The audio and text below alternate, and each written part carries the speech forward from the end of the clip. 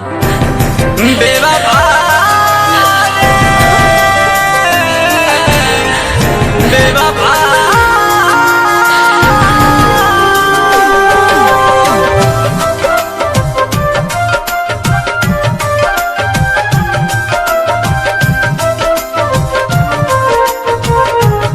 Music by Shams Jamil.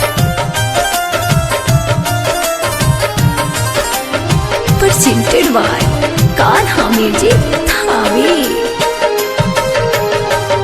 हमके रोइलू ठीक नहीं कैलू हमके रोइलू ठीक नहीं कैलू और जा जा जा जान भुला गइलू और जा जा जा जा जा जा जान भुला गइलू।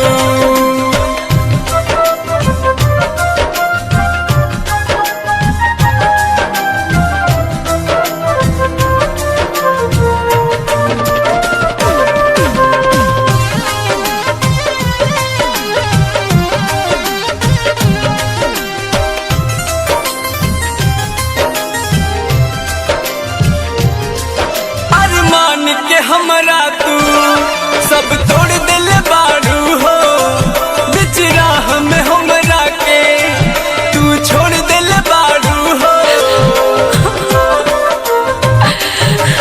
अरमान के हमरा तू सब तोड़ दिल बारू हो बिच राह में हमरा के तू छोड़ दिल बारू हो बिच राह में हमरा के तू छोड़ दिल बारू हो। बहुते सतैलू हमसे दूर भइलू और जा जा जा जान भुला गइलू और जा जा जा जा जा जा जान भुला गइलू।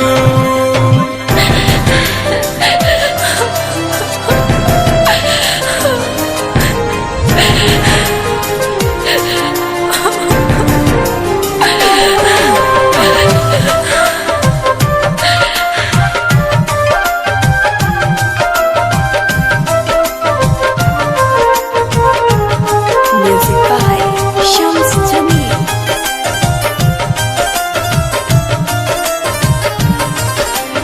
Presented by Kanha Music Thane. पहले तो कहत रहलू कब दूर न जाइब हो दिल से तोहके बीटू ना हम बिसराइब हो।